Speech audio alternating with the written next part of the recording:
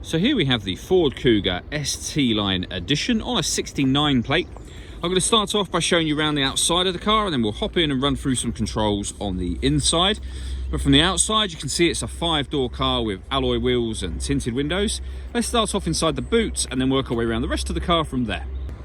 So as we approach the back of the car, you'll see we have reversing sensors, plenty of boot space as well, along with that 60/40 split folding rear seat, should you need to increase that space even further.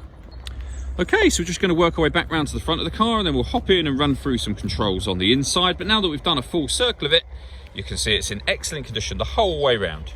Just briefly before we climb in, I think it's while we're seeing the interior from this exterior point of view, there's plenty to run through on the dashboard, so let's hop in and we'll do that right now.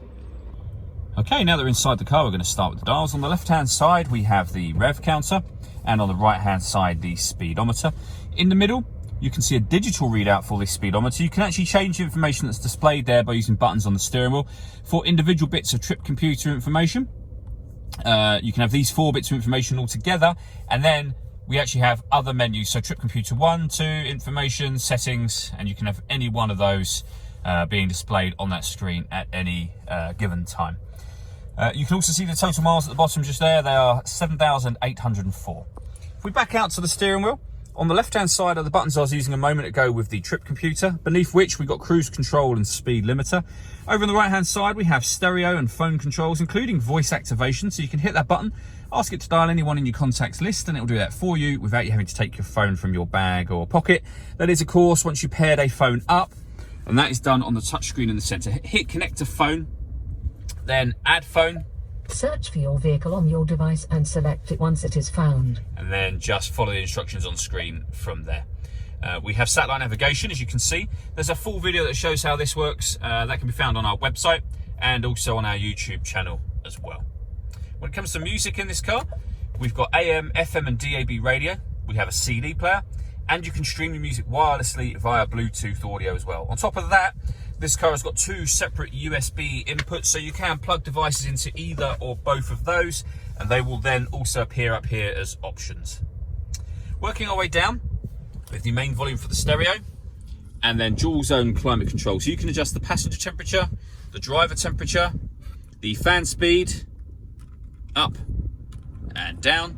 You can determine where you'd like the air to be distributed. When you're happy with those settings, air conditioning is off or on.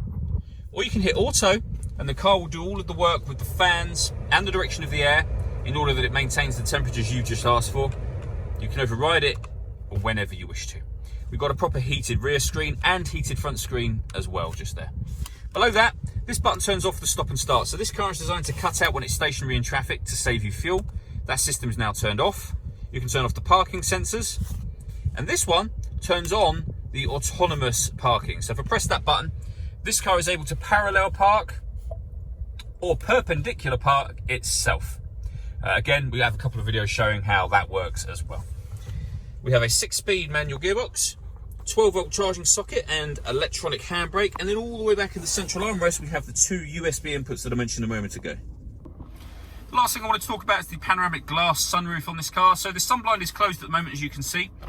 Firstly, you can open the sunblind up, it will stop there. Press it again, and it will run all the way to the back of the rear seats. Now you can leave it like that, obviously that lets in a huge amount of extra light, or if you wish to, you can open the front section as a proper sliding sunroof.